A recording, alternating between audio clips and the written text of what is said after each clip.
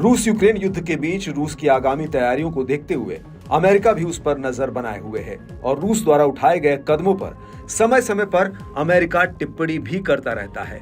रूस ने अमेरिका सहित अन्य पश्चिमी देशों को अपनी ताकत दिखाने और उन पर दबाव बनाने के लिए परमाणु अभ्यास शुरू कर दिया है। इससे पहले रूस ने अपने पनडुब्बी बेड़े में परमाणु हथियार शामिल किया है और कुछ अन्य सहयोगी देशों की सीमाओं पर भी हथियार तैनात किए हैं।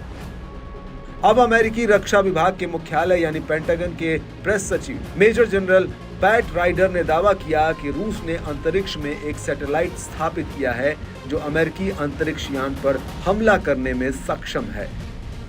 राइडर ने मंगलवार को एक ब्रीफिंग के दौरान पत्रकारों को बताया कि सैटेलाइट को 16 मई को रूस द्वारा लॉन्च किया गया था। उन्होंने कहा कि पेंटागन के आकलन के अनुसार रूस द्वारा लॉन्च की गई सैटेलाइट एक जवाबी अंतरिक्ष हथियार है जो संभवतः लो अर्थ ऑर्बिट यानी पृथ्वी की निचली कक्षा में स्थित अन्य उपग्रहों पर हमला करने में सक्षम है। प्रवक्ता ने कहा कि इसकी विशेषताएं 2019 और 2022 के बीच रूस द्वारा तैनात किए गए काउंटर स्पेस पेलोड से मिलती जुलती है। राइडर ने कहा कि रूस ने इस नए काउंटर स्पेस हथियार को अमेरिकी सरकार के सैटेलाइट के समान कक्षा में तैनात किया है। उन्होंने कहा कि पेंटागन अब इस अंतरिक्ष यान की निगरानी करेगा। राइडर ने बताया कि अब अमेरिका की जिम्मेदारी है कि वह अंतरिक्ष क्षेत्र की रक्षा और बचाव के लिए तैयार रहे। हालांकि रूसी उप विदेश मंत्री सर्गेई ryabkov ने पेंटागन के दावों को गलत सूचना बताकर खारिज कर दिया। उन्होंने पत्रकारों से कहा कि मुझे नहीं लगता कि हमें वॉशिंगटन से आने वाले हर फर्जी मामले पर प्रतिक्रिया देनी चाहिए।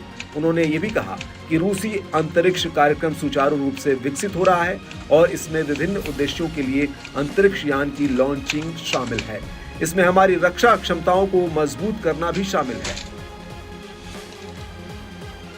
सर्गेई ryabkov ने एक बार दोहराया कि रूस लगातार पृथ्वी की निचली कक्षा में मारक हथियारों की तैनाती का विरोध करता है। उन्होंने कहा कि अमेरिका जो चाहे कह सकता है लेकिन रूस की नीति नहीं बदलेगी। उन्होंने कहा कि अगर अमेरिका वास्तव में अंतरिक्ष में सुरक्षा हासिल करना चाहता है तो उसने अपने विनाशकारी दृष्टिकोण पर पुनर्विचार किया होगा और बाहरी अंतरिक्ष में हथियारों की होड़ की रोकथाम से जुड़े एक संधि विकसित करने के रूस के प्रस्ताव को स्वीकार किया होगा। दरअसल सोमवार को संयुक्त राष्ट्र सुरक्षा परिषद ने हथियारों की दौड़ को रोकने और बाहरी अंतरिक्ष में सुरक्षा सुनिश्चित करने पर एक रूसी मसौदा प्रस्ताव को खारिज कर दिया। अमेरिका भी उन 7 देशों में शामिल था जिन्होंने इस प्रस्ताव के खिलाफ मतदान किया था। रूस ने इस बात की पुष्टि की है कि रूसी रक्षा मंत्रालय के हित में सोयुज 2.1B लॉन्च वाहन को 17 मई को उड़ाया गया था। रॉकेट द्वारा ले जाए गए सैटेलाइट के बारे में और कोई जानकारी नहीं दी गई है।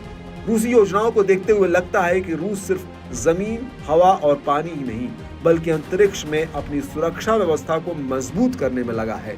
एक बात यह भी है कि रूस अब यूक्रेन के पीछे से मदद कर रहे अमेरिका को भी सीधे तौर पर चैलेंज करने लगा है। इससे पहले भी रूस और चीन ने हाल ही में अफगानिस्तान में सैन्य इंफ्रास्ट्रक्चर स्थापित करने को लेकर भी अमेरिका पर निशाना साधा है।